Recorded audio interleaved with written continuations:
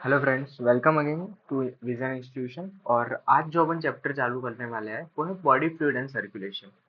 सी ये चैप्टर क्यों आप लोग बोलोगे कि डाइजेशन, तो देखो डाइजेशन जो है वो न्यू एनसीईआरटी के हिसाब से दिया नहीं है।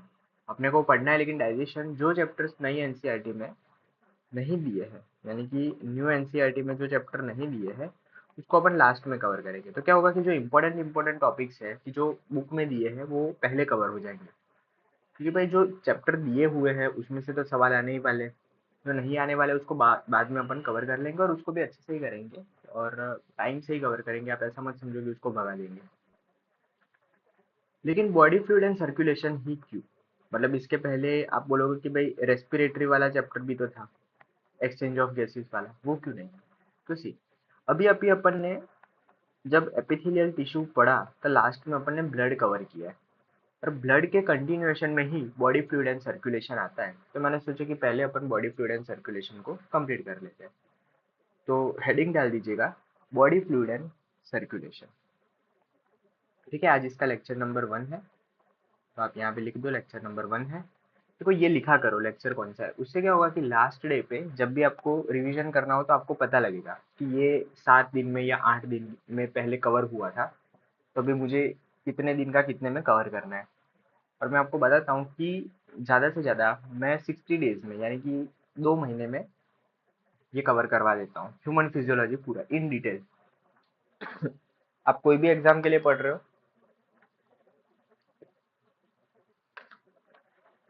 डजेंट मैटर, आप चाहे नीट के लिए पढ़ रहे हो, है ना। अभी तो नीट ही रह गया है, लेकिन फिर भी नीट एम्स हर लेवल का इसमें अपन कवर कर लेते हैं।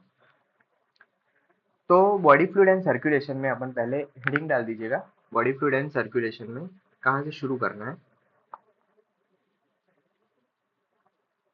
देखो दो चीजें समझनी है इसमें।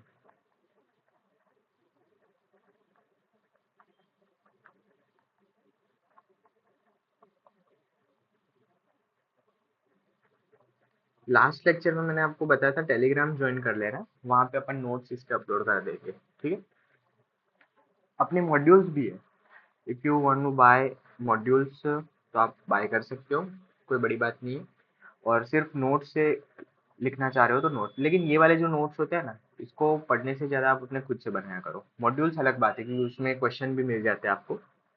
तो अगर कोई बाय करना चाह रहा है तो टेलीग्राम चैनल पे आओ और वहाँ पे लिखो, या आप इंस्टा जो है विजन का, उस पर भी डीएम कर सकते हो। तो सारी लिंक्स आपको मैं दे दूंगा डिस्क्रिप्शन में। अब समझो कि बॉडी फ्लूइड एंड सर्कुलेशन में समझना क्या है। तो सबसे पहले बॉडी फ्लूइड चीज क्या है वो समझते हैं अपन। भाई अपनी जो बॉडी है उसमें मेजर जो फ्लूइड है वो दो फ्लूइड है, कि जो न्यूट्रिशन का काम करते हैं और एंटी बॉडी प्रोडक्शन का, यानी कि कहीं ना कहीं वो इन्फेक्शन से लड़ने का काम करते हैं। तो पहला है ब्लड और दूसरा है लिम्फ। ये दो है, पहला कौन है ब्लड और दूसरा कौन है लिम्फ। ठीक है, ये दोनों आपको याद रखना है।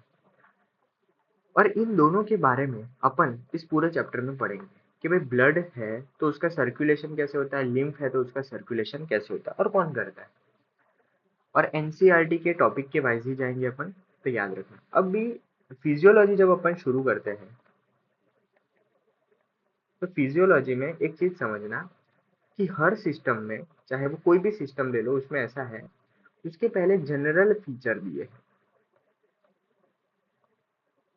जनरल फीचर्स का मतलब क्या होता है, ध्यान से समझना।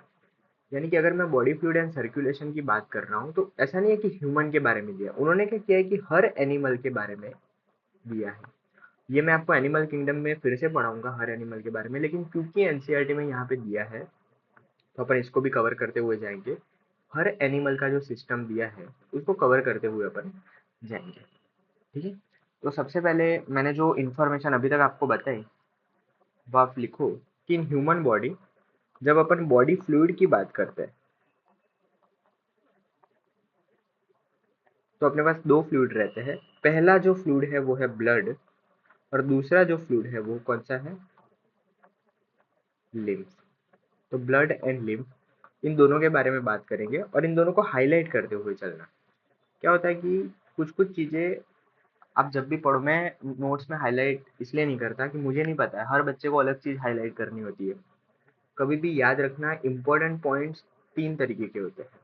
पहला इम्पोर्टेंट पॉइंट जो होता है, वो है कि एग्ज़ाम में क्या आने वाला है, ठीक है? वो तो अपन अलग-अलग पेन से लिख ही लेते हैं, रेड, ब्लू और ब्लैक से मैं लिख ही लेता हूँ, तो उससे पता चल जाएगा। दूसरा इम्पोर्टेंट पॉइंट होता है आपके लिए, कि आपको जो नहीं आता है वो इम्पोर्टेंट है। याद रखना कि जो चीज़ आपको नहीं आती है वो इम्पोर्टेंट है, ठीक है? तो उस पे आप ज़्यादा फ़ोकस करेंगे, और उसके बाद भी नहीं आती है तो समझ लेना कि वो कभी इम्पोर्टेंट था ही नहीं। जैसे कि फॉर एग्ज़ाम्पल मैं ऐसा बोल रहा हूँ कि मैं फिज़िक्स पढ़ रहा हूँ, और फिज़िक्स में मान लो कि मुझे रोटेशन मोशन जो है उसमें से मान लो कि मुझे 5 सवाल आने वाले हैं, तो ये तो इम्पोर्टेंट हो गया मेरे लिए। लेकिन रोटेशनल मोशन मुझे आता ही नहीं है, तो ये मेरे लिए और इम्पोर्टेंट हो जाता है कि भाई ये मेरे भले फिर इसमें से 2 ही सवाल आएँगे, लेकिन भाई मेरे को आता नहीं है तो ज़्यादा इम्पोर्टेंट हो जाएगा।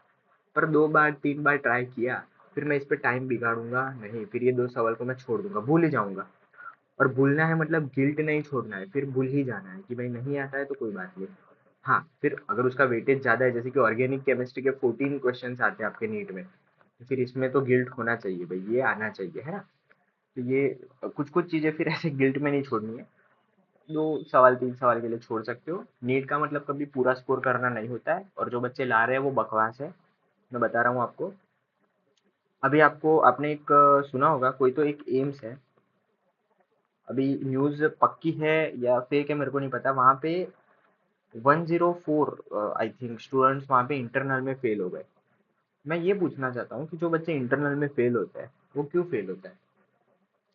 क्या उनको पढ़ना नहीं आता है? क्या उन्होंने कभी पढ़ाई नहीं की है? वो तो भाई नीट के टॉपर है, और ये तो एम्स में बैठे हैं। दिक्कत क्या होती है मैं आपको बताता हूँ, रट्टाफिकेशन में दिक्कत है।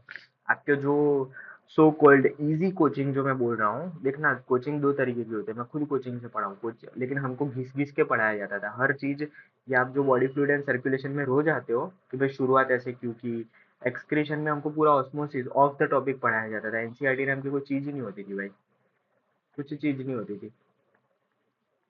ठीक है? और दुःख तब होता है कि जब आप पूरा पढ़ते हो, आपके पास पूरा नॉलेज है, और एडमिशन किसी और को मिल जाता है। ये जो देखो, ये कड़वी सच्चाई है, और आपके टीचर भी बकवास है। अगर आपको गलत डायरेक्शन में कोई पढ़ा रहा है तो आप उसको गलत बोलना सीखो। हमारे संस्कृत में भी बोला गया है। मेरे को संस्कृत में वो श्लोक नहीं याद है, लेकिन उसका मीनिंग ऐसा था कि आपको अपने टीचर को फॉलो करना है।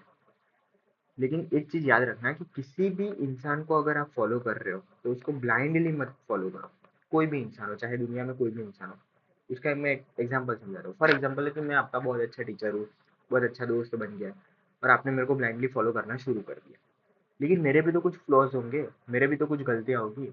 मान लो कि मैं दुकान के आगे खड़ा होके सिगरेट फूँक रहा हूँ, तो ये मेरी पर्सनल चॉइस है। लेकिन आपको इस चीज़ को फॉलो नहीं करनी है, क्योंकि ये क्या हो सकता है, ये गलत चीज़ हो सकती है। आप मुझे किस चीज़ में फ़ॉलो कर सकते हो? हर इंसान में एक अच्छी अच्छाई होती है, तो आपको बस उस अच्छी अच्छाई को पकड़ के उसको फ़ॉलो करना है। चाहे वो कोई भी, अब कितना ही बड़ा गुरु है, उसका कुछ ना कुछ बुराई होगा, ठीक है? तो आपको हर इंसान को पूरा फ़ॉलो करने की कोई ज़रूरत नहीं है। हाँ, इस धरती पर एक ही पूरा पुरुष एक ही है, पूर्ण पुरुषोत्तम एक ही है, और वो है भगवान श्री कृष्ण। उसके अलावा आप समझो, हाँ, मतलब भगवान की बात छोड़ देते हैं, वरना अभी यहाँ पे बहस हो जाएगी कि भाई हमारे भगवान नहीं, सबके भगवान यानी कि ऑल ओवर जो अपन पूजते हैं, चाहे किसी भी रिलीजन में हो, लेकिन आपके जो गॉड्स होते हैं, आपके जो भगवान है, या किसी के अल्लाह है, जीसस है, जो भी है, तो आप जिनको पूज रहे हो, उनको भक्ति भाव से पूजो, और उनको भी ब्लाइंडली मतलब ऐसे गिर मत जाओ उनके पीछे। उनको आप पूजो, उनकी वर्शिप करो, उनसे मोटिवेशन लो, ये सब करो। टीचर है तो टीचर से क्या करो, आप ब्लाइंडली फॉलो करते हो टीचर को। आईआईटी के टीचर से बायोलॉजी पढ़ोगे, भले ही वो कितना ही अच्छा पढ़ा, लेकिन आप ट्राई करोगे कि भाई आपको एक बायोलॉजी का ऑथेंटिक सोर्स मिले। उसी तरीके से बायोलॉजी के टीचर से फिजिक्स आप, हाँ, भले ही वो बायोलॉजी का है, लेकिन 13 ईयर से अगर वो फिजिक्स पढ़ा रहा है तो फिर आप उसको फॉलो करोगे। तो इस चीज़ को समझना जरूरी है कि भाई किस चीज़ को फॉलो करना है। आप पढ़ रहे हो तो अच्छे से पढ़ो। एक चीज़ समझना, कोई भी एंट्रेंस होती है ना,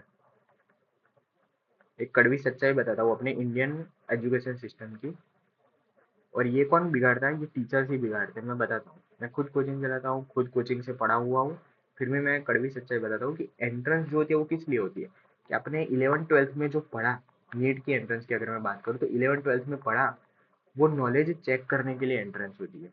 तो आपको 11th-12th के लिए पढ़ना है और उसके बेसिस पे एंट्रेंस देना है। आज उल्टा हो गया है। आज क्या हो रहा है, अपन एंट्रेंस के लिए पढ़ रहे हैं। एंट्रेंस के लिए पढ़ोगे तो क्या होगा, कौन से सवाल आते हैं बस वो पढ़ के जाओगे। पहले पूरा पढ़ा जाता था और उसमें से सवाल आते थे। आज क्या हो रहा है, कौन से सवाल आते हैं बच्चे वही पढ़ के जाते हैं, और आधे नॉलेज के साथ जाओगे आप तो आपके कंसेप्ट अच्छे से बिल्डअप नहीं होंगे। फिर होता है वन लाइन आने वाले और फिर पहले जाते हो। यही हुआ ना, 40 क्वेश्चन इधर से आएंगे, 50 साल तक पेपर इसमें से ही आता। ऐसा कुछ नहीं होता भाई, और ऐसा होना भी नहीं चाहिए। अगर ऐसा हो रहा है 50 साल तक मैं जो पढ़ा रहा हूँ उसमें से ही पेपर आने वाला है, तो समझ जाओ कि आप छोड़ दो, उस पेपर की तैयारी ही मत करो। अगर पेपर ही फिक्स है तो पेपर की तैयारी मत करो, चेंज करो, सिस्टम को चेंज करो। पढ़े लिखे लोग जाओ पॉलिटिक्स में जाओ। पढ़े लिखे लोग क्यों फालतू की चीजों में पढ़ रहे हो भाई? पढ़े लिखे लोग पॉलिटिक्स में जाएंगे तो चेंजेस आएंगे। ठीक है, जरूरत है, आजकल पढ़े लिखे लोगों की जरूरत है। हाँ, तो बॉडी फ्लूइड एंड सर्कुलेशन नहीं, जो है वो तो पढ़े लिखे ही है भाई, उनसे मेरा कोई दुश्मनी नहीं है। किसी भी पॉलिटिशियन से मेरी दुश्मनी नहीं है। मेरी दुश्मनी है टीचर लोगों से, ये जो एक सिस्टम बना दिया है कि भाई इतना ही पढ़ के जाओ तो हो जाएगा। नहीं, पूरा पढ़ो भाई, पूरा पढ़ो। तो बॉडी फ्लूइड एंड सर्कुलेशन में एक चीज समझो, दो चीजें समझनी है अपने को। Blood and lymph, sorry of topic चले गए, लेकिन अब एक चीज समझना कि जब जब क्या होता है, चैप्टर जब शुरू होता है ना तब बहुत ज्यादा जोश होता है। अभी यही चैप्टर खत्म होने आएगा ना, इसमें डेटा होगा भाई, डेटा आपको पढ़ना पड़ेगा। डेटा पढ़ने से ब्रेन की कैपेसिटी आपकी बढ़ेगी, बात सही है। क्योंकि बाद में जब आप पैथोलॉजिस्ट बनते हो, एनाटोमिस्ट पढ़ते हो, एनेस्थेटिस्ट जो भी बनते हो, आप सर्जन बनते हो, कुछ भी बनते हो, तो फिर जो डेटा वाली चीजें होती है वो हॉस्पिटल में चार्ट पे लगी हुई होती है। तो फिर लोग पूछते हैं तो फिर डेटा क्यों रटना है? तो डेटा जब पढ़ते टाइम डेटा रटना इसलिए होता है कि कहीं ना कहीं वो आपकी ब्रेन की कैपेसिटी को बढ़ाता है। और अभी इंडियन एजुकेशन सिस्टम में मैं तो चेंज नहीं कर सकता, तो आपको रटना ही पड़ेगा। ठीक है, चलो लिखो इसका फंक्शन क्या होता है।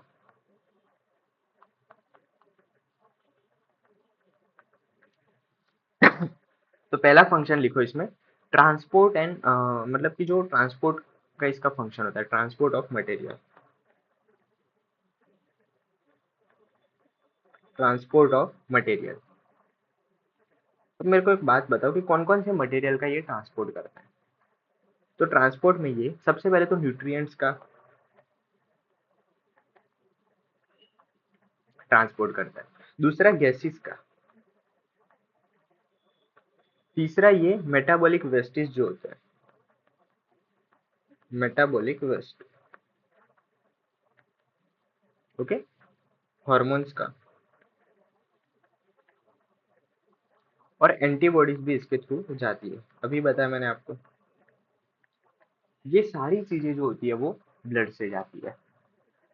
और इन सब का जो सर्कुलेशन करने में जो पूरा सिस्टम बनता है उसको ही अपन बोलते हैं कौन सा, सर्कुलेटरी सिस्टम। तो बॉडी फ्लूइड समझ गए, ब्लड और लिम्फ है, उसमें से मैंने ब्लड आपको पढ़ा दिया है। ब्लड जिसने नहीं पढ़ा वो ब्लड का पार्ट 1 2 3 4 देख के आओ। और दूसरा है सर्कुलेशन। सर्कुलेशन क्या है कि भाई इनका जो फ्लो हो रहा है वो एक सिस्टम में हो रहा है, तो वो सर्कुलेटरी सिस्टम में होगा। तो लिखो कि सर्कुलेटरी सिस्टम क्या है।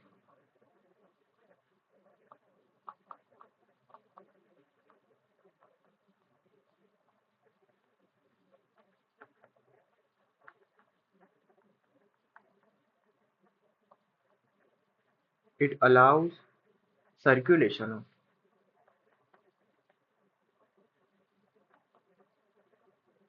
बॉडी फ्लूइड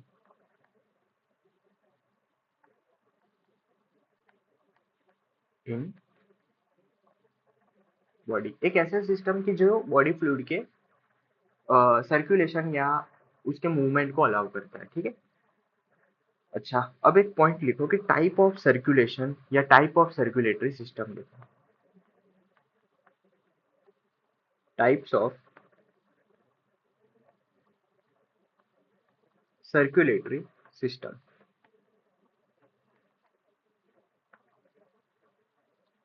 तो आप बोलोगे कि भैया टाइप क्यों लिखवा रहे हो? तो देखो अपने पास दो तरीके के सर्कुलेशन होते हैं।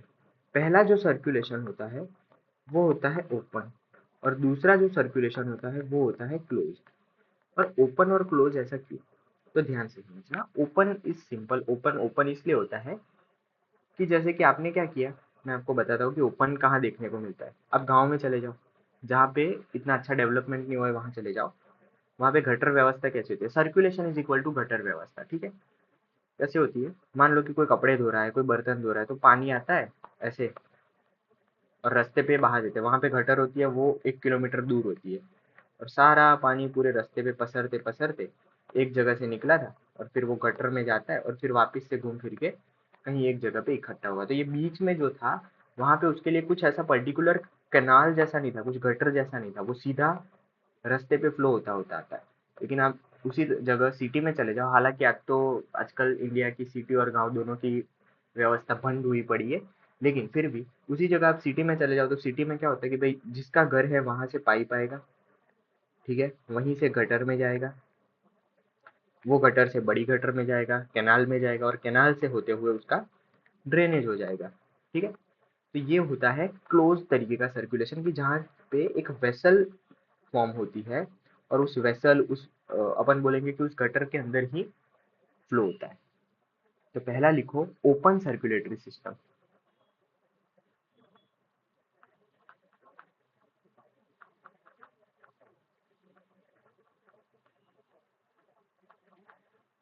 Open circulatory system. ओपन में क्या लिखना है? तो लिखो कि ब्लड जो होता है आपका, लिखो blood flows through tissue space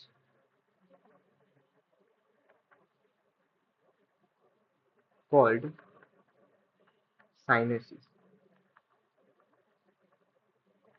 ठीक है, ये याद रखना। टिश्यू स्पेस जो होता है ना, उसको अपन साइनस बोलते हैं। जैसे कि आप बहुत सारे साइनस पढ़ोगे, हाँ, टिश्यू स्पेस को अपन साइनस बोलते हैं। उसी तरह के सेल के बीच में अगर स्पेस होते हैं तो उसको साइनसोइड्स बोलते हैं। वो डाइजेशन में आपने लीवर जब पढ़ा होगा या जब पढ़ोगे, अभी जिन लोगों ने अभी नहीं पढ़ा है वो पढ़ेंगे, तो आप देखोगे कि सेल के बीच में जो स्पेसिस होती है, इसके एंडोथेलियल सेल्स के बीच में खास करके जो ये ब्लड वेसल है, और ब्लड वेसल में एंडोथेलियल सेल्स के बीच में स्पेसिस होती है, ये अलाउ करती है ब्लड को बाहर जाने का, तो इसको साइनसोइड्स बोलते हैं। उसी तरीके से अगर टिश्यू में स्पेस है, पूरे के पूरे टिश्यू में से बॉडी में स्पेस बनी पड़ी है, तो उसको अपन साइनसिस बोलते हैं, साइनस, ठीक है। ओके, चलो। Cell are direct contact with blood, cells are in direct contact with blood। और दूसरा आप लिखना कि flow with less pressure, flow with less pressure. अब आप इसका मैं आपको पूरा समझाऊंगा, देखो अपन कंसेप्ट के बिना तो कहीं जाते ही नहीं है। एंड लेस एफिशिएंट, और आपकी एनसीईआरटी में एक लाइन दी है, इसको याद रखना। यहाँ पे क्या होता है, cells and tissue are bathing in blood. ये याद रखना, सेल्स एंड टिश्यूज जो होते हैं वो ब्लड में नहा रहे होते हैं, स्नान कर रहे हैं, they are bathing in blood. अब ये लेस प्रेशर वाला क्या फंडा है, हमको तो वो समझा दो, और लेस एफिशिएंट ये समझा दो, क्योंकि ये तो लाइन है, वो ऐसे ही समझ जाओगे। मेरे को एक बात बताओ, मैंने जैसे ही आपको बताया कि आप गाँव में चले जाओ, वहाँ क्या होता है कि कोई कपड़े धो रहा है, बर्तन मांज रहा है, कुछ भी कर रहा है, और फिर वहां से पानी ऐसे रास्ते पे ऐसे बह रहा होता है और फिर वहीं से कहाँ पे जाता है, यहाँ पे जाता है। तो वो उसका उसके पास प्रेशर नहीं होता है। आप ध्यान से समझना कि अगर क्लोज पाइप में है और आपने पानी डाला, तो उसको जाना ही पड़ेगा, उसको जाना ही पड़ेगा, लेकिन वहां से वो नहीं जाता। ध्यान से समझना, ये जो है वहां से वो नहीं जाता, क्या बोलते हैं, खुली जगह से नहीं जाता। फिर लोग क्या करते हैं पता है, झाड़ू लेते हैं, वो ऐसे स्टिक वाला जो झाड़ू आता है, जिसको झाड़ू ही बोलते हैं, जो भी बोलते हैं, वो झाड़ू लेते हैं और झाड़ू से फिर ऐसे पानी को ऐसे निकालते हैं, खुद से प्रेशर देते हैं। क्यों? क्योंकि वो खुद इतना एफिशिएंट नहीं होता है, खुद के पास इतना प्रेशर नहीं होता है। तो इसीलिए अपन बोलते हैं कि भाई जो ओपन सर्कुलेशन होता है ना, वहाँ पे प्रेशर नहीं होता, वो इतना अच्छे से एफिशिएंट नहीं होता है। जरूरी नहीं है कि सारा का सारा पानी उस गटर में चला गया। तो ये याद रखना है।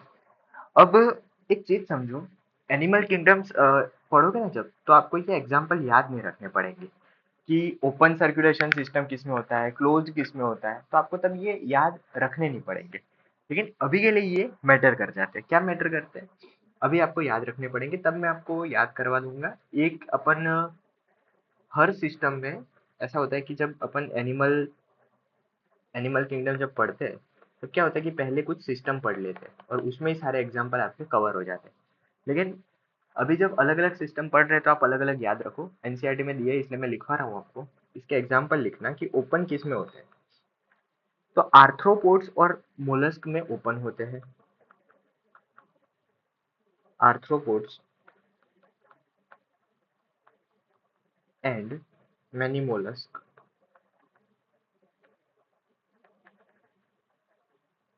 एज इट इज याद रखना। दूसरा आप याद रखना, इकाइनोडर्मेटा। इकाइनोडर्मेटा,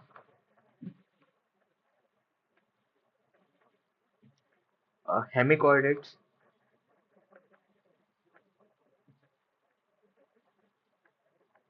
और दूसरा यूरोकॉर्डेट्स।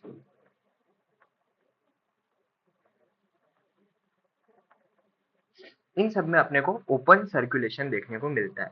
ये सारे के सारे क्या होते हैं और क्यों होते हैं ये मैं आपको बता दूंगा। अभी के लिए आपको सिर्फ इनके एग्जाम्पल एज इट इज याद रखना है। तो पहला खत्म हो गया, ओपन सर्कुलेशन अपना खत्म हो गया। अब दूसरा आता है क्लोज सर्कुलेशन। समझो क्लोज सर्कुलेशन किसको कहते हैं। मैंने आपको पहले ही बताया कि क्लोज सर्कुलेशन में क्या होता है, गटर सिस्टम होती है। क्लोज सर्कुलेशन या सर्कुलेटरी सिस्टम।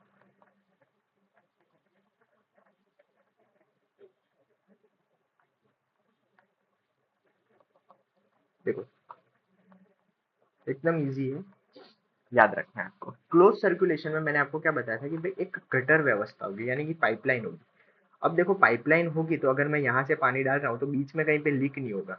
हाँ वो डिफ्यूजन होता है, न्यूट्रिएंट्स के लिए डिफ्यूजन होता है, लेकिन पाइपलाइन में क्या होगा कि एक प्रॉपर प्रेशर मेंटेन कर पाते हैं अपन। इसीलिए देखो घर में जो नल में पानी आता है ना, उसमें प्रॉपर प्रेशर मेंटेन कर पाते हैं कि प्रेशर से पानी आता है उसमें।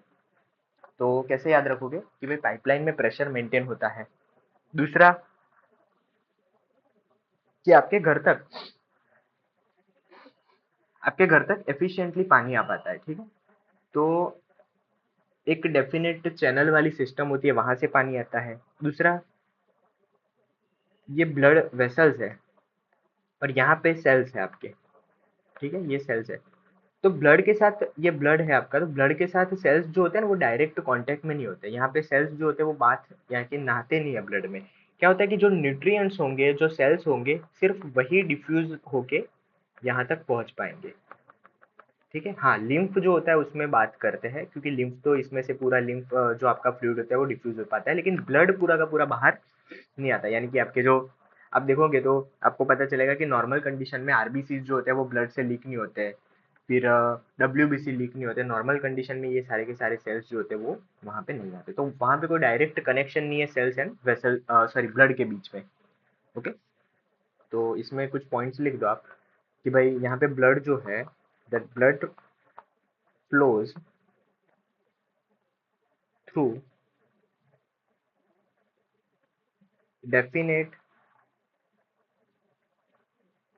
channels called blood vessels।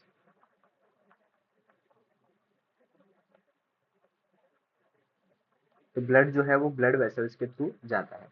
दूसरा, cells are not in direct contact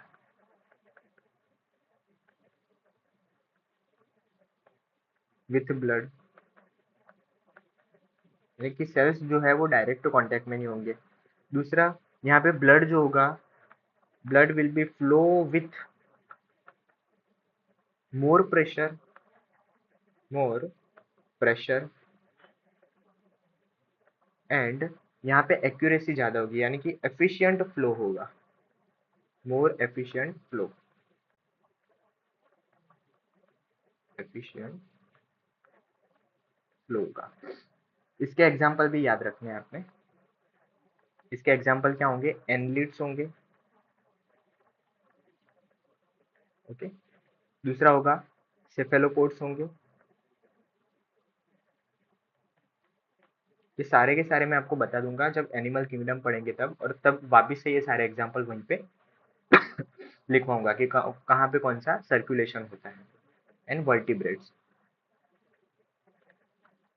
and vertebrates, जिनमें वर्टिब्रे होते हैं उनको वर्टिब्रेट्स बोलते हैं। एनलिड्स क्या होते हैं, मोलस्क क्या होते हैं, आर्थ्रोपोड्स क्या होते हैं, ये सारे अपन तभी पढ़ेंगे। अभी सिर्फ लिख लो, अभी इसको पढ़ना भी मत। मैं तो बोलता हूँ कि ओपन एंड क्लोज पढ़ लो क्या होता है, और इनके एग्जाम्पल अगर किसी को याद रह रहे तो रख लो, नहीं रह रहे तो अभी छोड़ देना। जब एनिमल किंगडम पढ़ेंगे तब इसको रिवाइज कर लेंगे। अब मेरी बात समझो कि मैं आपको दो यहाँ पे डायग्राम बताता हूँ, क्योंकि ये भी कई बार पूछे गए हैं। एज इट इज ये डायग्राम रख देते हैं कि मान लो कि ये आपका हार्ट है, आपका नहीं है लेकिन ये एक हार्ट है। हार्ट से यहाँ से कुछ ऐसे चैनल्स निकलती है, ठीक है। और ये जो चैनल्स है वो यहाँ पे आके खत्म हो जाती है, और यहाँ पे सेल्स है, आपके बॉडी के सेल्स है, या टिश्यू भी बोल दो इसको। इसको मैं बोल देता हूँ टिश्यू। और ये बंदा ऐसा बोल रहा है, ये जो आपका ब्लड है यहाँ पे, ठीक है, वो ब्लड यहाँ से निकला और टिश्यू इसमें ऐसे बात करते हैं। तो ये आपका जो पिंक कलर का हो गया, ये क्या है? ब्लड है। तो इस सर्कुलेशन को क्या बोलेंगे अपन? Open circulation. याद रहेगा? ठीक है। दूसरा एक फोटो देखो कि जिसमें एग्जैक्ट मैं हार्ट नहीं बना रहा हूँ, लेकिन ये समझो कि ये हार्ट है, ठीक है, और यहाँ पे टिश्यू है। ये सेल्स बना रहा हूँ मैं, आप टिश्यू भी इसको मान सकते हो, कोई ऑर्गन मान लो, कुछ भी मान लो। और हार्ट से कुछ वेसल्स ऐसे बाहर आती है और वो वापस हार्ट में जाएगी। हाँ, इधर भी ऐसा होगा कि कुछ ये वेसल्स टिश्यू के बाद वापस यहाँ से कुछ वेसल जनरेट होगी, और वो वापस से, क्योंकि ये ब्लड वापस भी तो हार्ट में जाना चाहिए, तो वो वापस से इस तरीके से हार्ट में रिटर्न करती है ब्लड को, ठीक है। लेकिन उतना का उतना ब्लड वापस सॉरी। हाँ, एक चीज समझना कि ओपन सर्कुलेशन में ये दिक्कत होती है कि जितना ब्लड हार्ट पंप करता है उतना का उतना वापस ऑल ओवर, ऐसा नहीं होता कि ब्लड बॉडी से गुम हो गया, ऐसा नहीं होता, लेकिन जितना पंप करता है हार्ट उतना ब्लड उसको वापस मिल पाना मुश्किल होता है, क्योंकि एफिशिएंट प्रेशर नहीं होता है। अपने क्लोज सर्कुलेशन में क्या होता है, ये ब्लड जो है ये हार्ट से मान लो किधर से गया, और उतना का उतना हार्ट जो सॉरी ब्लड जो है वो वापस हार्ट में आ जाता है, ठीक है। और ये यहाँ पे टिश्यू में उसके सेल्स जो होते हैं वो न्यूट्रिएंट्स को डिफ्यूज ऐसे करते हैं, लिम्फ यहाँ पे आ जाता है, ये सब होता है। तो ये इस तरीके से यहाँ पे मैं दिखा देता हूँ। और ये जो सेकंड नंबर का फिगर है ये है क्लोज्ड सर्कुलेशन। सर्कुलेशन का इतना याद रहेगा आपको, तो ओपन और क्लोज में आपको इतना पता होना चाहिए। अब अपन समझते हैं कि डिफरेंट डिफरेंट टाइप के सिस्टम कैसे होते हैं। कार्डियोवैस्कुलर सिस्टम किसको बोलते हैं वो समझते हैं। अभी तो समझे कि सर्कुलेशन कैसा होता है, लेकिन ये सर्कुलेशन जिस चीज से होता है वो कौन अलाउ करता है? Cardiovascular system. तो लिखो cardiovascular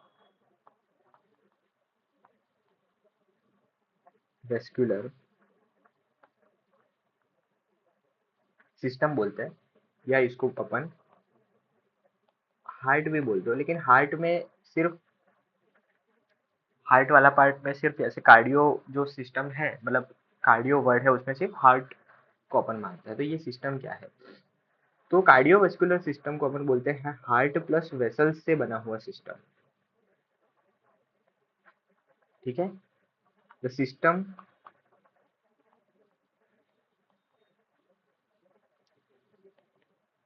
that allows that allows efficient circulation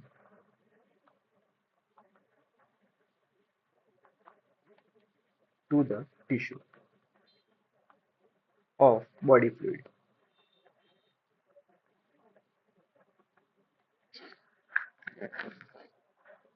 तो हार्ट का काम यहाँ से आपको पता चल गया कि भाई हार्ट का काम क्या है, कहीं ना कहीं बॉडी में ब्लड को पंप करने का काम हार्ट का है। ठीक है, ऑक्सीजन सप्लाई यानी कि ऑक्सीजन लेगा और वो सब करेगा कौन, आरबीसी करते हैं, वो अपन रेस्पिरेटरी वाले चैप्टर में पढ़ेंगे। लेकिन हार्ट का एक ही काम होता है, वो होता है पंप करना, ब्लड को पंप करना। हार्ट इमोशन नहीं क्रिएट करता। हाँ, इमोशन से हार्ट की गतिविधि चेंज होती है, हार्ट से कुछ इमोशन वो नहीं होते हैं।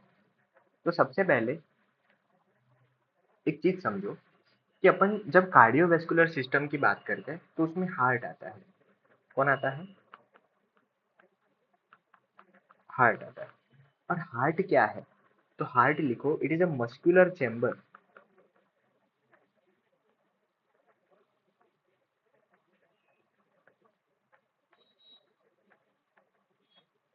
that work like a pump, that works like a pump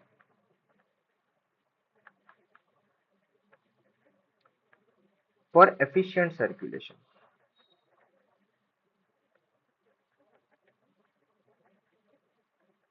Efficient circulation. और जितने भी अपने वर्टिब्रेट्स है, लिखो ऑल वर्टिब्रेट्स,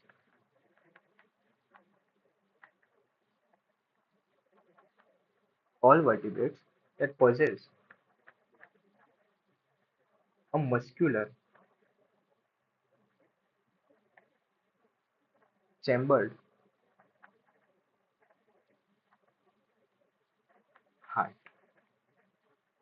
यानी कि जितने भी वर्टिब्रेट्स है उन सबके पास हार्ट है, लेकिन सबके पास डिफरेंट डिफरेंट टाइप के हार्ट है। देखो ये आउट ऑफ एनसीईआरटी का टॉपिक नहीं है, जब कार्डियोवैस्कुलर सिस्टम पढ़ोगे तो पहले 2 पेज पे यही सब दिया है, तो ध्यान से पढ़ना। सबसे पहले मैं अगर फिशेस की बात करूँ, लिखो स्पाइसिस या फिशेस। ठीक है, फिशेस जो होते हैं ना उनके पास होता है 2 चैम्बर्ड हार्ट, 2 चैम्बर्ड हार्ट। और 2 चैम्बर्ड हार्ट दिखता कैसे है वो समझना ध्यान से। ओके, तो मान लो कि पहले मैं एक फिश बनाता हूँ सिंपल सी, जो अपन बचपन से बनाते आए हैं।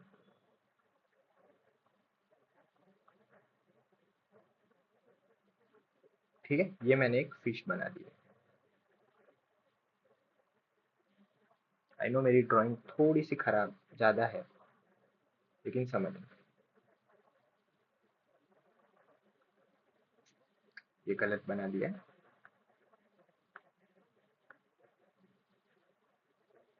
ऐसे ही रखते चलो। ये फिश है, और फिश के पास क्या होती है, गिल्स होती है। याद रखना, ऑक्सीजन डिफ्यूजन का काम हार्ट का नहीं है, वो लंग्स का काम है। और फिशेस में वो लंग्स लंग्स जैसा काम कौन करता है, गिल्स करते हैं। तो चीज समझना कि ये गिल्स जो है, गर्ल्स, शुभमन गिल नहीं है, ये गिल्स है। ओके, अब गिल्स की बात करते हैं।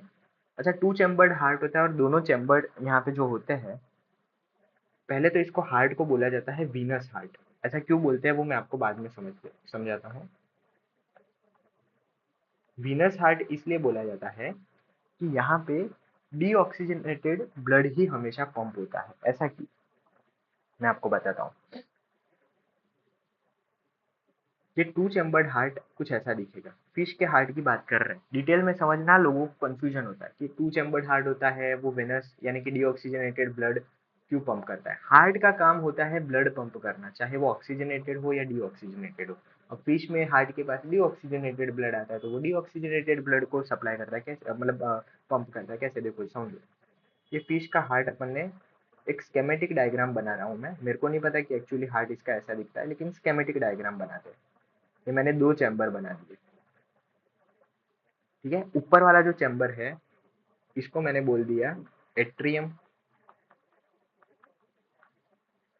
और दूसरे नीचे वाला जो चैम्बर है उसको मैंने क्या बोल दिया, वेंट्रिकल। ठीक है, ये दोनों जो चैम्बर है, अब यहाँ से ब्लड वेसल निकलती है।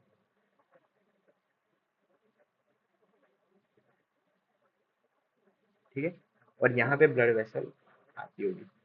आपको पता ही है कि एट्रिया जो है वो पंप करता है और वेंट्रिकल के पास, मतलब फिश में ऐसा होता है, ये ब्लड वेसल यहाँ पे। अब फिश में क्या होता है कि यहाँ पे होते हैं गिल्स।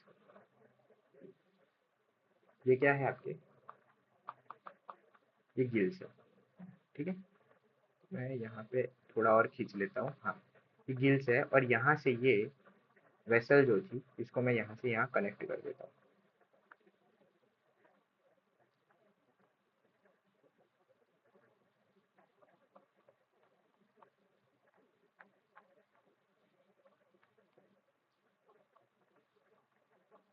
ड्राइंग थोड़ी खराब हो तो माफ कर देना भाई लोग।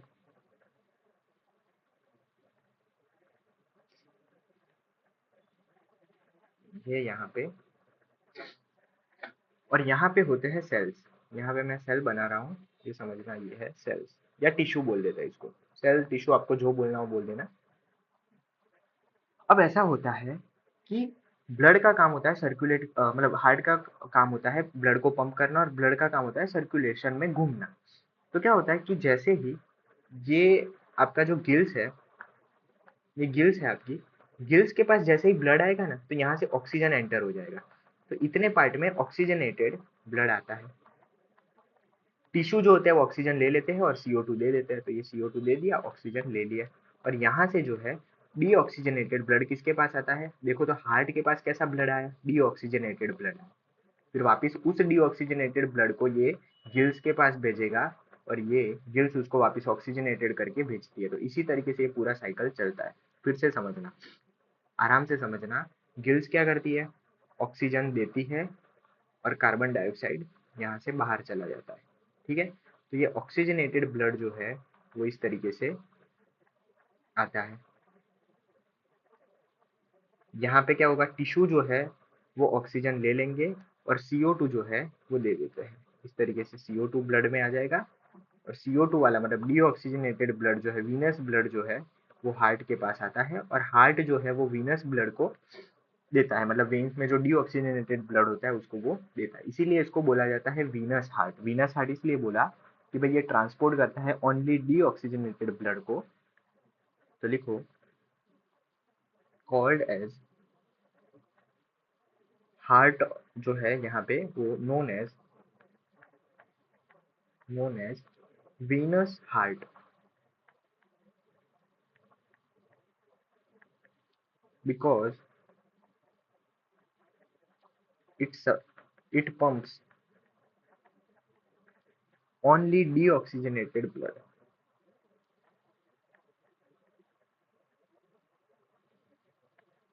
Only deoxygenated blood. अब आपको समझ में आ गया होगा कि फिश के हार्ट में दो चैम्बर होते हैं लेकिन दोनों एक सिंगल सर्कुलेशन यानी कि एक ही लाइन में है और वो डीऑक्सीजनेटेड ब्लड को ही सप्लाई करते हैं। और आप देखो कि एक ही सर्कुलेशन है, ऐसा नहीं है कि दो चैम्बर अलग अलग है और अपने यहाँ कहीं पे भी बाइफर्केशन नहीं है। अगर कहीं पे बाइफर्केशन होता है तो वहां पे डबल सर्कुलेशन होता है, लेकिन यहाँ तो है ही नहीं।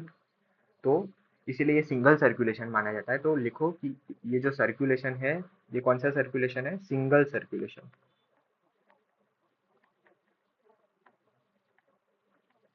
ठीक है, देखो ये इतने डिटेल में अपन ने दिया। अभी अपन जो एक 1 ईयर की जो बैच होती है उसमें फटाफट बोल देते हैं कि भाई ये पूरा डायग्राम भी नहीं बनाते, सिर्फ इतना बोल देते हैं कि भाई जो फिश है आपकी, फिश में 2 चैम्बर्ड हार्ट होता है। ठीक है, वेनस उसको हार्ट बोलते हैं। कौन सा हार्ट बोलते हैं, वीनस हार्ट बोलते हैं। और ऐसा क्यों होता है, क्योंकि ये ओनली सप्लाई करता है, कैसा पंप करता है, डीऑक्सीजनेटेड ब्लड को, इसलिए उसको वीनस बोल देते हैं। इसमें खत्म कर देते हैं। लेकिन आपने ऐसा नहीं किया, आपने पूरा डायग्राम बनाया, आपको 2 मिनट समझाया, तो इसलिए आपको याद रखना है। तो फिशीज या पाइसिस जो होते हैं उनमें कैसा 2 चैम्बर हार्ट होता है। अब बात करते हैं एम्फीबियंस की। तो लिखो,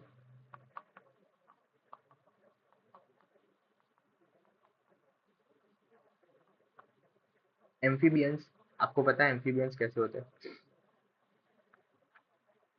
कैसे होते हैं एम्फीबियंस, रेप्टाइल्स नहीं एम्फीबियंस। हाँ, जो पानी में और एम्फीबियंस रहते हैं उसमें होता है 3 चैम्बर्ड हार्ट। याद रखना, कितना, 3 चैम्बर्ड हार्ट होता है। और 3 चैम्बर्ड में कैसे 3 चैम्बर कैसे होते हैं भाई, ये सवाल पूछा है तो लिखना 2 एट्रिया होते हैं उनमें। देखा, एट्रियम से एट्रिया आ गया। ओके, और एक वेंट्रिकल होता है, एक वेंट्रिकल होता है, और इनमें होता है मिक्स्ड सर्कुलेशन।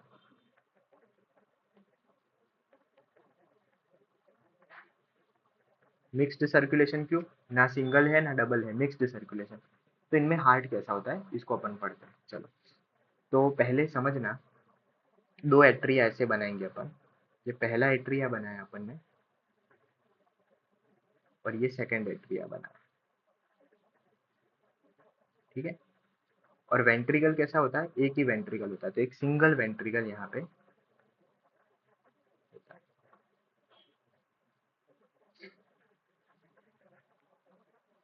तो हार्ट को बिल्कुल हार्ट के शेप का बनाया, मतलब जो इमोजी में हार्ट होता है वैसे शेप का आपको बना देना है।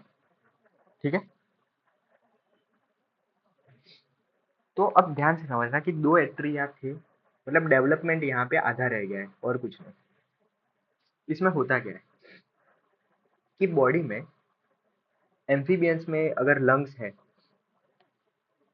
मान लो कि ये मैं यहाँ पे लिख रहा हूँ, ध्यान से समझना। एम्फीबियंस होते हैं, वहां पे रेस्पिरेशन कैसे होता है मेरे को ये बताओ। लंग्स होते हैं, प्लस स्किन के थ्रू होता है ना, तो क्यूटेनियस होता है, क्यूटेनियस रेस्पिरेशन, ये सब रेस्पिरेशन होते हैं उसमें। ठीक है, तो यहाँ ये लंग्स और इनके पास जब कैपिलरीज आती है, ये कैपिलरीज कहीं पे बॉडी में से घूमते घूमते, मान लो कि ये बॉडी है, और बॉडी में से घूमते घूमते ये इसने पहले सप्लाई किया होगा ऑक्सीजनेटेड, और टिश्यू के पास से इनके पास डीऑक्सीजनेटेड वेसल्स आती है।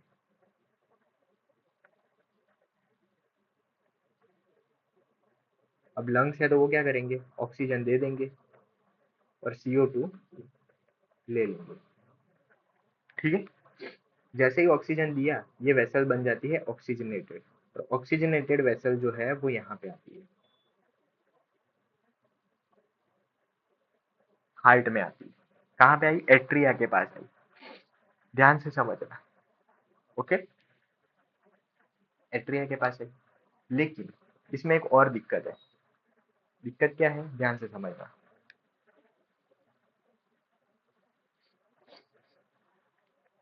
ऑक्सीजनेटेड तो आई, लेकिन दूसरा वाला एट्रिया जो है ना, वो बॉडी में से वीनस ब्लड लेके आता है। दूसरा वाला एट्रिया जो है वो बॉडी में से कैसा ब्लड लेके आता है, वीनस ब्लड लेके आता है। यहाँ पे मैं टिश्यू बना देता हूँ। इतना समझ में आया।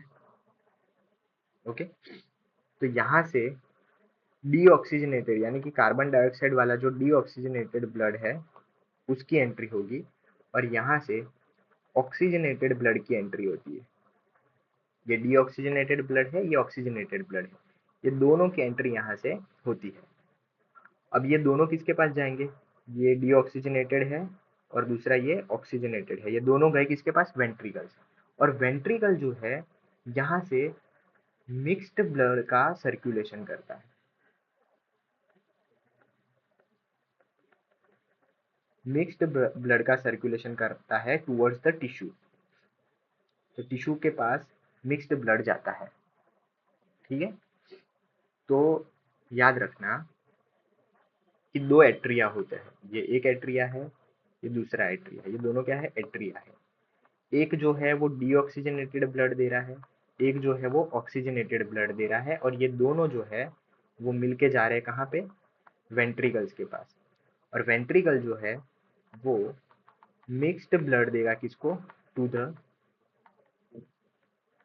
टिश्यू, ये टिश्यू को मिक्स्ड ब्लड देता है। तो इसीलिए इसको बोला जाता है, hence it is called as,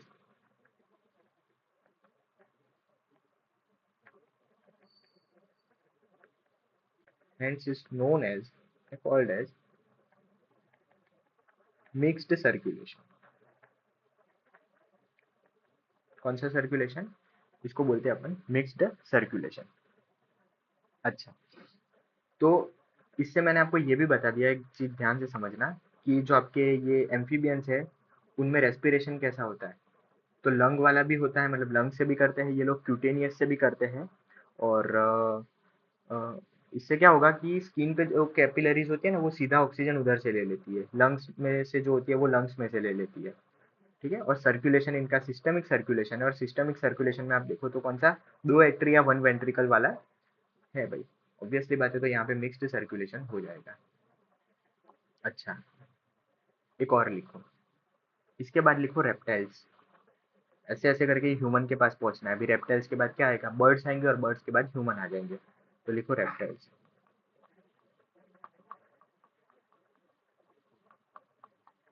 तो रेप्टाइल्स के पास क्या होता है, रेप्टाइल्स के पास भी थ्री चैम्बर्ड हार्ट होता है।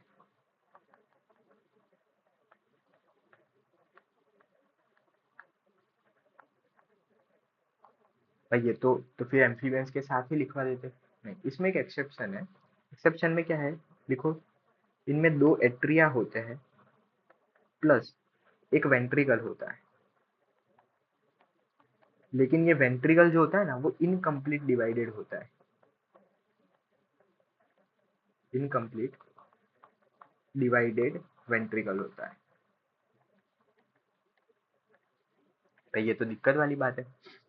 हाँ, लेकिन क्योंकि ये थ्री चैम्बर्ड है, तो इसमें भी इसको बोलते हैं मिक्स्ड ब्लड, यानी कि मिक्स्ड सर्कुलेशन ये भी होगा। ठीक है। यहाँ पे भी इनकम्प्लीट सेप्टा होता है। तो कैसा सेप्टा होता है मैं आपको दिखा देता हूँ। फिर से सेम एट्रिया बनाना है अपने को।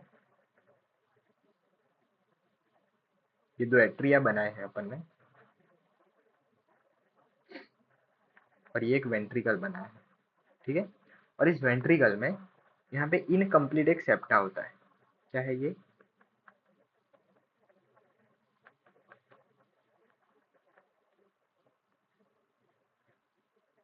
ओके।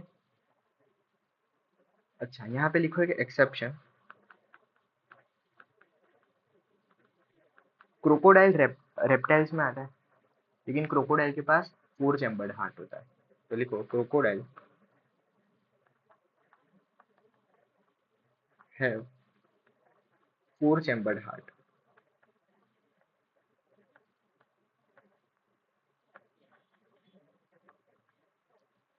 तो ये स्टेटमेंट कई बार पूछा है कि all reptiles have three chambered heart, तो उसमें आपको करना है रॉन्ग। ऑल रेप्टाइल्स नहीं आते, क्रोकोडाइल के पास फोर चैम्बर्ड हार्ट होता है।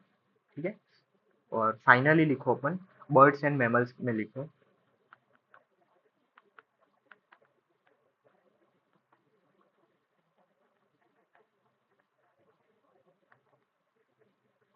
Have a four chambered heart.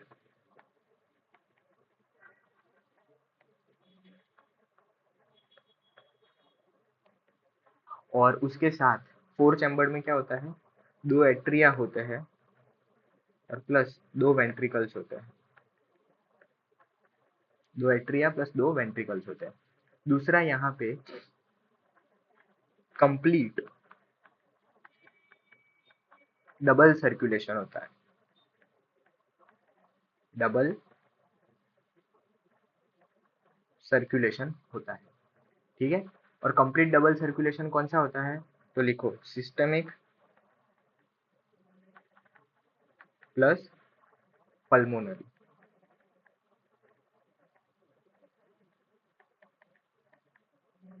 Circulation.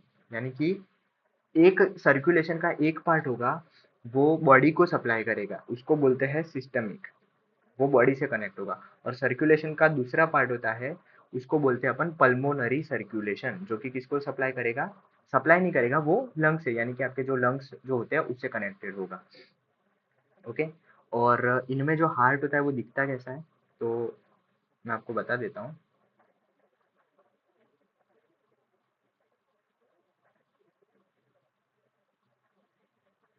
ठीक है। थोड़ा सा मैं गंदा ड्राइंग बनाता हूँ, लेकिन क्या करें, बनाना पड़ता है।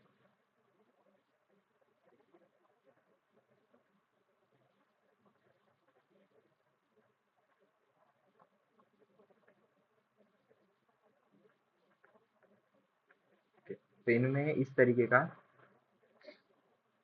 हार्ट होता है, इनमें मतलब अपन में।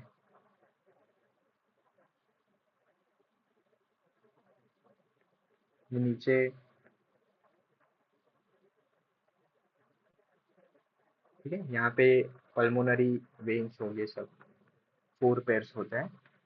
तो 2 इस तरफ होते हैं, 2 इस तरफ होते हैं। तो इसमें आपको लिखना हो तो लिख दो, इसको बोला जाता है अयोटा, इनको बोला जाता है पल्मोनरी वेन। सेम यहाँ पे भी पल्मोनरी वेन्स होते हैं।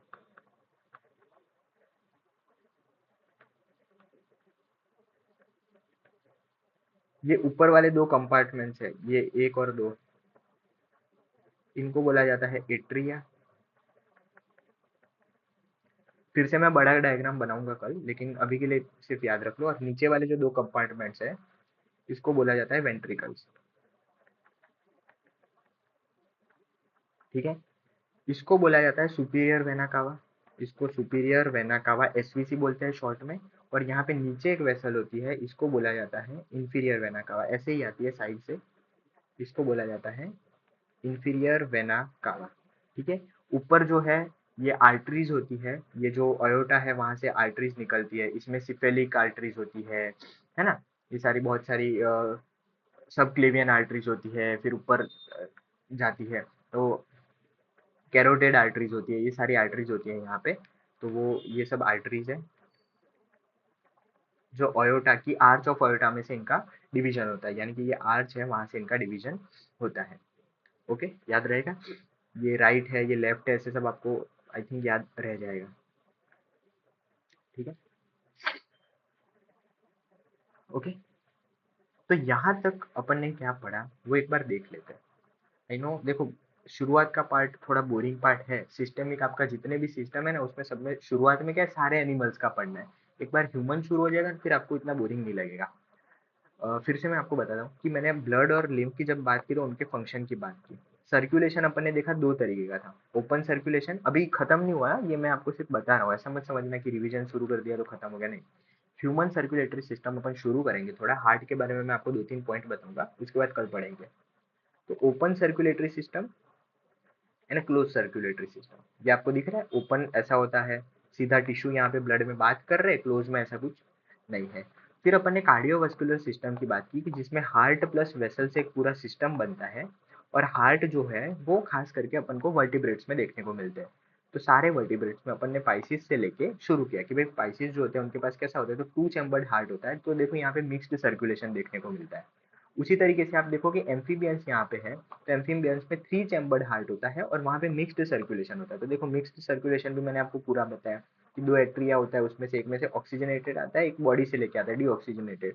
और फिर हार्ट क्या करता है, तो हार्ट यहाँ पे मिक्स्ड ब्लड को सप्लाई करता है। फिश का हार्ट सिर्फ और सिर्फ वेनस ब्लड को सप्लाई करता है, यानी कि डीऑक्सीजनेटेड ब्लड को, जबकि एम्फीबियंस का हार्ट मिक्स ब्लड को सप्लाई करता है। रेप्टाइल्स में भी 3 चैम्बर्ड होता है, लेकिन यहाँ पे इनकम्प्लीट सेप्टा होता है। रेप्टाइल्स में एक रेप्टाइल जो है क्रोकोडाइल जो है, उसके पास 4 चैम्बर्ड हार्ट देखने को मिलता है। बाकी बर्ड्स और मैमल्स में 4 चैम्बर्ड होता है, 2 एट्रिया 2 वेंट्रिकल। और ह्यूमन हार्ट कुछ ऐसा दिखता है, ठीक है। याद रहेगा इतना। अब अपन ह्यूमन सर्कुलेटरी सिस्टम आज से शुरू करने जा रहे हैं। आज मैं आपको उसके कुछ 2 या 4 पॉइंट बताऊंगा, जो कि कंफ्यूजन भी है उसमें, इसीलिए मैं आज आज ही कंप्लीट कर देना चाहता हूँ, तो कल आप पढ़ के ही आओ सीधा वो।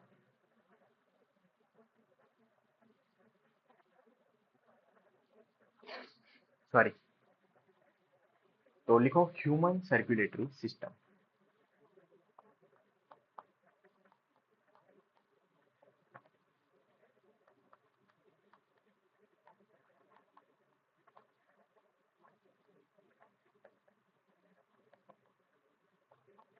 सबसे पहले ह्यूमन सर्कुलेटरी सिस्टम बनता किससे है, तो ह्यूमन सर्कुलेटरी सिस्टम बनता है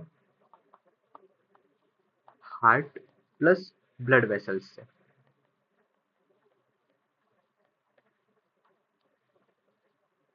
एंड कैपिलरीज भी लिख लो। इन सबकी डेफिनेशन में बताऊंगा कि हार्ट क्या होता है, ब्लड वेसल क्या होती है, कैपिलरीज क्या होती है, ठीक है। तो ह्यूमन सर्कुलेटरी सिस्टम किससे बनाया है अपन ने? Heart, blood vessel and capillaries से बनाया है। ओके, अब हार्ट दिखता कैसा है? तो आज अपन जो शुरू करने वाले हैं वो है structure of heart. Structure of heart. तो लिखो सबसे पहले हार्ट का ओरिजिन। हार्ट बनता है from mesoderm, so mesodermal in origin, पहली बात। दूसरा, हार्ट का वेट कितना होता है? तो हार्ट जो होता है वो ऑन एन एवरेज 300 ग्राम्स का होता है। मेल्स और फीमेल्स में इसका वेट जो होता है वो डिफरेंट रहता है, लेकिन 300 ग्राम का ऑन एन एवरेज हार्ट रहता है। और इसकी जो साइज होती है, हार्ट की साइज, वो होती है क्लिंच्ड फिस्ट की जैसी, यानी कि मुट्ठी बंद कर लो उतनी होती है, क्लिंच्ड फिस्ट की जैसी। ठीक है, या तो ये आपको याद रखना है, हर इंसान की खुद की जो क्लिंच्ड फिस्ट होती है उसकी साइज के जितना हार्ट होता है। अब कई लोगों में एक बहुत मिसकंसेप्शन है कि हार्ट जो होता है वो लेफ्ट साइड ऑफ आपके जो मीडियास्टिनम में लेफ्ट साइड पे होता है। ऐसा नहीं होता है। मीडियास्टिनम क्या होता है? तो देखो, ये दो लंग्स है, ठीक है, इनके बीच की जो स्पेस होती है ना उसको मीडियास्टिनम कहते हैं। अब एक्चुअली हार्ट जो होता है ना वो सेंटर में प्रेजेंट होता है, बॉडी कैविटी में सेंटर में प्रेजेंट होता है। बस याद रखना है कि सिर्फ लेफ्ट की ओर जो है वो थोड़ा टिल्टेड रहता है, लेफ्ट साइड पे नहीं होता है, स्लाइटली टिल्टेड टुवर्ड्स लेफ्ट होता है। ठीक है, तो एक ये मिसकंसेप्शन आपको क्लियर करना है, गड़बड़ घोटाला नहीं करना है। चलो, तो लिखो हार्ट जो है, लोकेशन लिखो। तो heart is situated in centre of chest cavity, और वो जो स्पेस होती है उसको बोलते हैं अपन मीडियास्टिनम।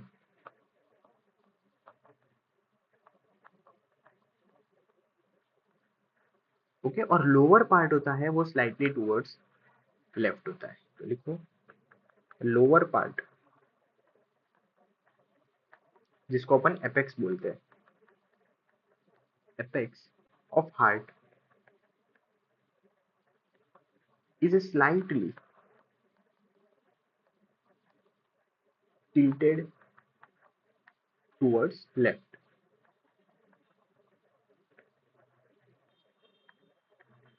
अब उसको एपेक्स क्यों बोला, उसको बेस क्यों बोला? तो एक्चुअली ऐसा रहता है, जब ये हार्ट है आपका, ठीक है, मैं एक रफली आपको सामने एक हार्ट बना देता हूँ।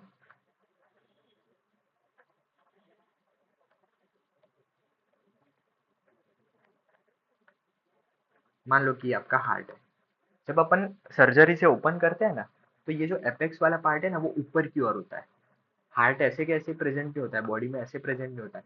ये एपेक्स वाला पार्ट है वो स्लाइटली अपने को ऊपर की ओर दिखता है। तो पहले जैसे ही ओपन करते हैं ना, तो ऊपर ये दिखता है। और बेस के पार्ट में ये जो पार्ट आपको सामने दिख रहा है ना, इसका पीछे का पार्ट वो मेनली बेस बनाता है। यानी कि जो एट्रिया है ना वो मेनली बेस फॉर्म करता है। मेनली लिख रहा हूँ मैं, ऐसा नहीं होता है कि हार्ट ऐसे खड़ा प्रेजेंट होता है, ऐसा नहीं होता है।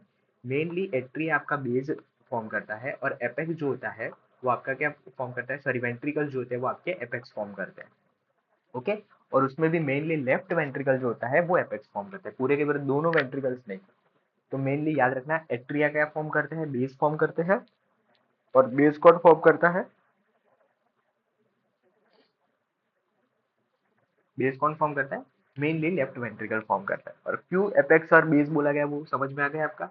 क्योंकि हार्ट इस तरीके से टिल्टेड होता है कि जैसे ही आप ओपन करते हो सर्जरी के दौरान, तो वेंट्रिकल्स पहले दिखता है।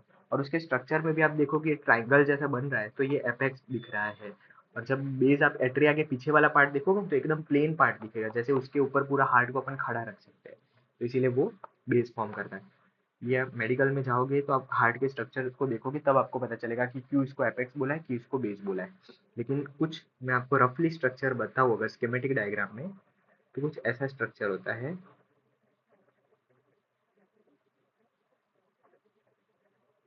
ऐसा, अगर शेडो बनाए ना उसकी हार्ट की, तो ऐसी बनेगी शेडो, और उस शेडो में फॉर्मेशन ऐसे होता है।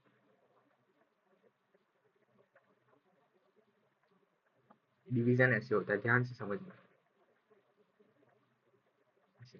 तो जब आप हार्ट को आगे से देखते हो ना, तो आगे के पार्ट पे मेनली आपको सिर्फ और सिर्फ क्या दिखता है पता है? राइट एट्रियम दिखता है। अब आप बोलोगे कि इसको राइट क्यों बनाया, तो अब आपको क्या करना है, एक चीज समझनी है। सिस्टम में जब भी आप आ जाते हो तो आपको समझना है कि पेशेंट आपके सामने बैठा है। तो ये पेशेंट अगर आपके सामने बैठा है, तो ये पेशेंट का राइट है और ये पेशेंट का लेफ्ट है। समझ रहे हो? नहीं, ऐसा नहीं है। पेशेंट अगर आपके सामने बैठा है, तो उसके आपके सामने वाले हार्ट पे क्या होगा, पेशेंट का लेफ्ट होगा। जहाँ पे आपका राइट है, तो पेशेंट का ये लेफ्ट होगा और ये पेशेंट का राइट होता है। पेशेंट आपके सामने बैठा हुआ आप समझो, तो आपको पता चलेगा कि ये पेशेंट का लेफ्ट है और ये पेशेंट का राइट है। तो यहाँ पे सेम चीज यहाँ पे बताएंगे, इसीलिए राइट साइड पे मैंने क्या लिखा, राइट एट्रियम। तो आप समझो, फ्रंट वाले पोर्शन पे मेनली कौन सा पार्ट आता है? Right atrium and left ventricle.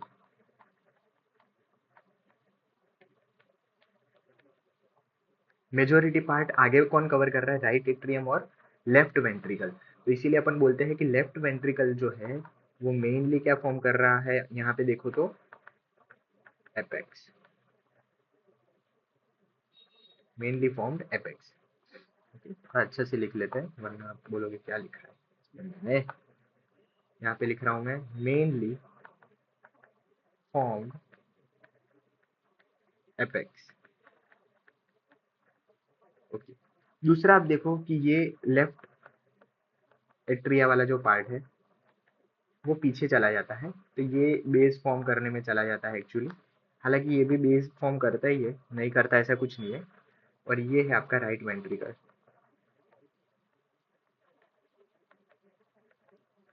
ये मेनली राइट साइड फॉर्म करने में काम करता है। हाँ, हार्ट की साइड भी होती है, राइट साइड लेफ्ट साइड, तो मेनली जो राइट साइड फॉर्म करता है वो ये करता है। ये सब अभी आपको समझ में इतना आएगा भी नहीं, और ये आपको समझाना बेकार है, लेकिन फिर भी मैं बता रहा हूँ, अभी सब बताते हैं। तो देखो, बेस मेनली कौन फॉर्म करता है, तो देखो एट्रिया, एट्रिया बेस फॉर्म करते हैं। और एपेक्स जो होता है वो मेनली वेंट्रिकल्स फॉर्म करते हैं, और उसमें भी कौन सा, लेफ्ट वेंट्रिकल जो होता है वो मेनली फॉर्म करता है। ओके, मेनली लिखो left left ventricle,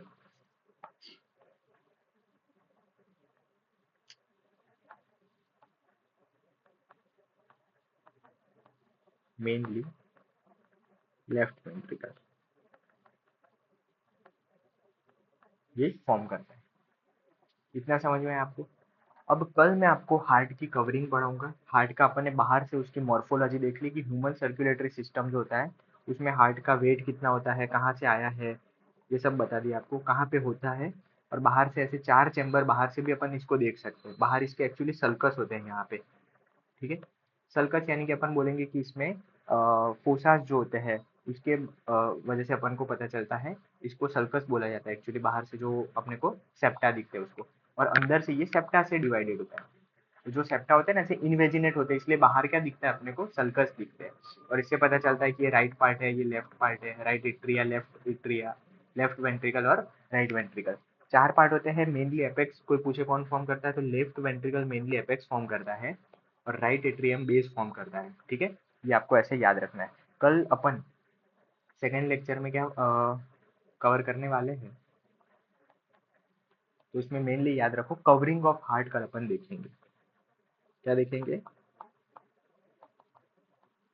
covering of heart. तो कल आपको मुझे बताना है कि कोई भी टिश्यू होगा उसकी सबसे बाहर की कवरिंग जो है वो कौन बनाता है।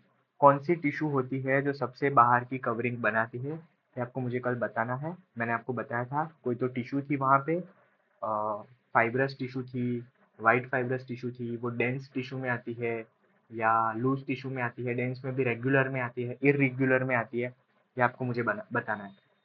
मैंने आपको बताया, तो ना हो तो एपिथेलियम का आप लेक्चर देख के आना। आज जो अपन ने कार्डियोवैस्कुलर सिस्टम शुरू किया है, मैं आपको फिर से बता देता हूँ कि बॉडी फ्लूइड एंड सर्कुलेशन में सबसे पहले मैंने आपको क्या बताया कि ब्लड और लिम्फ के बारे में पढ़ाया कि ये दोनों बॉडी फ्लूइड होते हैं। उसमें से ब्लड मैंने आपको पढ़ा दिया है, लिम्फ इस चैप्टर के एंड में पढ़ाऊंगा, क्योंकि उसके लिए आपको वेसल जो होते हैं, आर्टरीज जो होते हैं, उसका स्ट्रक्चर जानना जरूरी है। सर्कुलेटरी सिस्टम दो टाइप की होती है, ओपन क्लोज टाइप की होती है, उसके एग्जाम्पल बताए थे, वो आपको याद रखने हैं। कार्डियोवैस्कुलर सिस्टम में हार्ट क्या होता है, कौन कौन से एनिमल्स में कौन कौन सा हार्ट होता है, वो मैंने आपको बताया है ना। एक्सेप्शन याद रखना क्रोकोडाइल का। और उसके बाद अपन ने ह्यूमन सर्कुलेटरी सिस्टम शुरू किया, उसमें हार्ट कैसा होता है, स्ट्रक्चर कैसा होता है, लोकेशन कौन सी होती है, एपेक्स कौन फॉर्म करता है, बेस कौन फॉर्म करता है, ये मैंने आपको बताया। कल मैं आपको एज इट इज, याद रखना, कल एज इट इज मैं आपको कवरिंग ऑफ हार्ट पढ़ाने वाला हूँ। और कवरिंग के बाद अपन एकदम से अंदर चले जाएंगे और हार्ट के कुछ और स्ट्रक्चर्स देखेंगे। ठीक है, तो ऐसे ही अपन कवर करने वाले हैं। तो तब तक के लिए आप पढ़ते रहिए and thank you. Telegram channel join कर लेना, क्योंकि वहाँ पे नोट्स अपन अभी शॉर्टली, मतलब बोल सकते हैं कि वेरी सुन, बोलते हैं ना वो, कमिंग सुन, बस वैसा ही कुछ कमिंग सुन है। तो वहाँ पे नोट्स आपके अपलोड हो जाएंगे। और किसी को मॉड्यूल्स अगर चाहिए तो मॉड्यूल्स भी अपन वहाँ पे उसकी डिटेल्स दे देंगे, तो वो भी वहाँ पे अपलोड हो जाएंगे। तब तक के लिए शब्बा खैर, मौज कीजिए और थैंक यू देखने के लिए।